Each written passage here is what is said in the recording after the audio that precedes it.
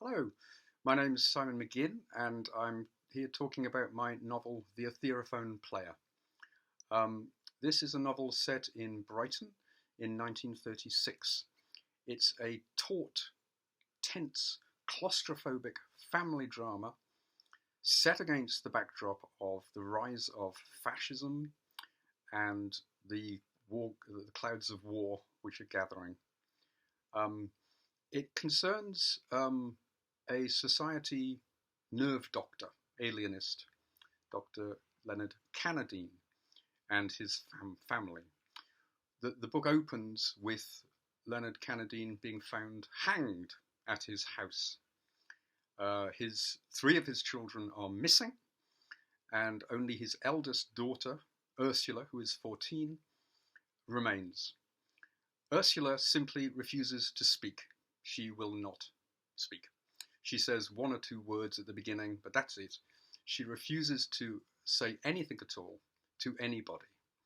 So the detective who is set to investigate the case, this is Detective Inspector John Langan, has to try to work out what it is that's been going on in this house that ends up with Dr. Cannadine being hanged and three of the children going missing. We understand it all at the end of the story, but it's a very difficult path that Detective Langan has to tread. It isn't simply that it's a difficult case; it's that it's a case that involves a society doctor, a fashionable doctor. He is connected through his wife to some rather prominent figures on the Brighton political scene. And the upshot of that is that his investigation is hampered at every point by the social pressures brought to bear upon him by his superiors in the police force not to create any kind of a scandal around Dr. Cannadine, who is a man of some social significance. So the class issues alone are very difficult to navigate. Detective Langan also is at odds with his superiors in the police force, and halfway through the story is taken off the case because they are simply unhappy with the direction that he's going in, and they bring in somebody else who will bring them a more satisfactory result. But he's determined to save this girl, Ursula, 14, from the fate that appears to await her.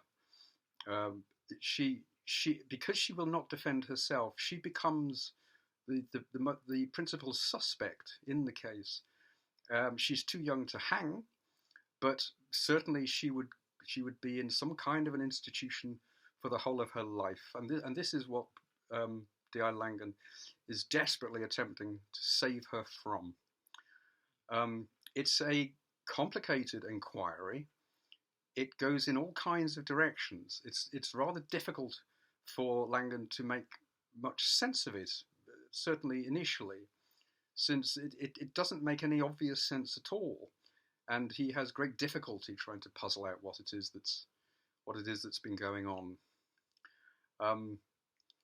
It ends.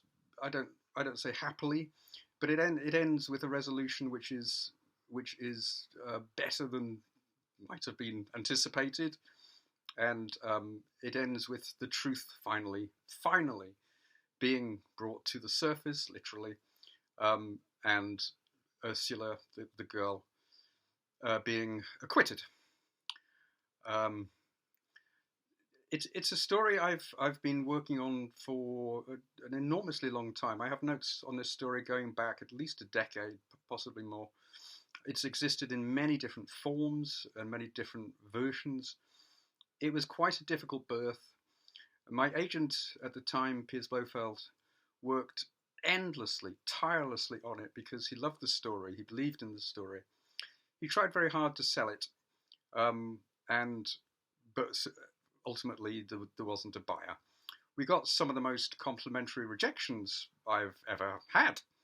An editor at Orion Books, for instance, said that it was the kind of book that wins awards, but he would watch with interest. He wasn't going to buy it, and ultimately nobody did buy it, and we had to give up on that, which is why I'm self-publishing it as a Kindle book. One of the themes which drive it are the pseudoscience of eugenics and also the rise of fascism. The two things go together, really. Eugenics was really the common sense of the time. If we put ourselves back into 1936, we would probably believe in eugenics. Everybody did. There was very little opposition to it as an idea. It was already well underway in the USA, where they were sterilizing the mentally ill and the disabled. All over Europe, it was on the rise, and in Britain, there was massive pressure for eugenic laws to be introduced. It's an extraordinarily dangerous doctrine, and it really hasn't completely gone away. Not really. You will still hear echoes of it. For instance, the author and journalist Toby Young has expressed ideas which are very, very close to the kinds of ideas that the eugenicists were proposing in the 30s. The principal figures of the day were supportive of eugenics. Sidney and Beatrice Webb, H.G. Wells, Aldous Huxley, Leonard Darwin, Mary Stopes, Beatrice and Sidney Webb, people that we probably would consider as enlightened, were committed eugenicists. They believed that this was the way forward. And this is what the central character Leonard Cannadine believes. He believes that the race is at risk from being swamped by the lower orders.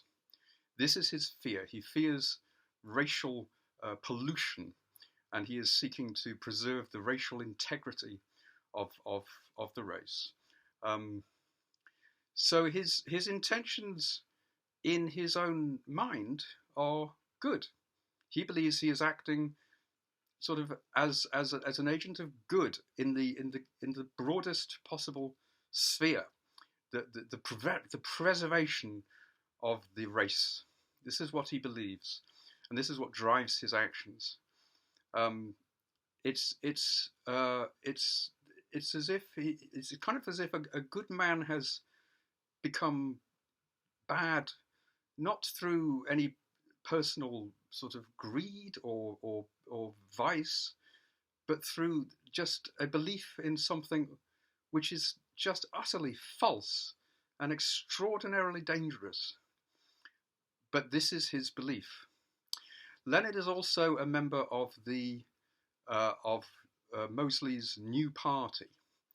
Mosley initially formed a thing called the New Party. They fielded, I think, 25 candidates in the 1935 general election. None of them gained a seat. And after that disappointment, Mosley then sort of disbanded the New Party and formed instead what was called the British Union of Fascists, subsequently the BU.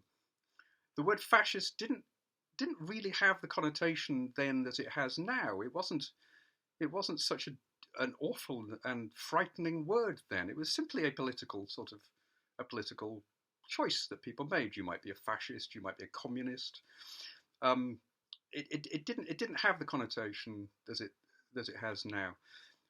Leonard is very, very unhappy about the shift from the parliamentary respectability of the Mosley's New Party to this street thug organisation of the British Union of Fascists, who wore black shirts, who organised marches, usually through Jewish areas, were anti-Semitic, were extraordinarily violent, and were rather very uncontrolled, and were certainly not the kind of respectable political organisation that Leonard Cannadine would wish to be associated with. So he's rather lost politically, and he withdraws into himself and into his family. and the issues of eugenics start to play with him inside his family. And this is what we observe over the course of the book. So I hope if the book achieves anything at all, it will serve as a warning about the dangers of this awful pseudoscience of eugenics, where it leads, what it can result in, how it can twist and distort and pollute a good and intelligent mind and turn it into something which becomes really quite evil. I hope the book can serve as a warning to us.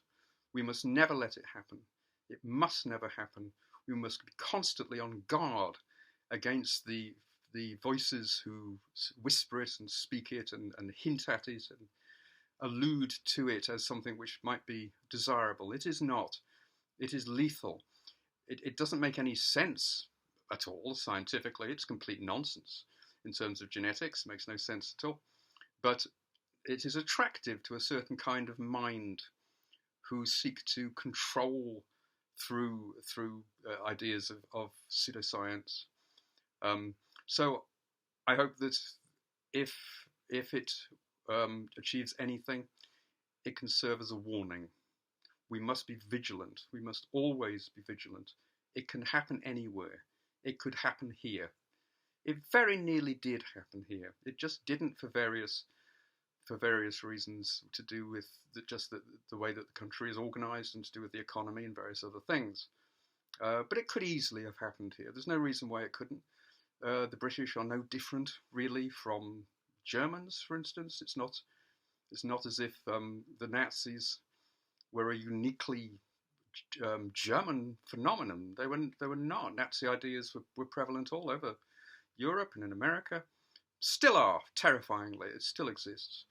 And we must always be vigilant, and we must always be aware that these ideas don't go away, they don't die, they remain, and we must be vigilant at all times that they never succeed and that we never succumb to those ideas.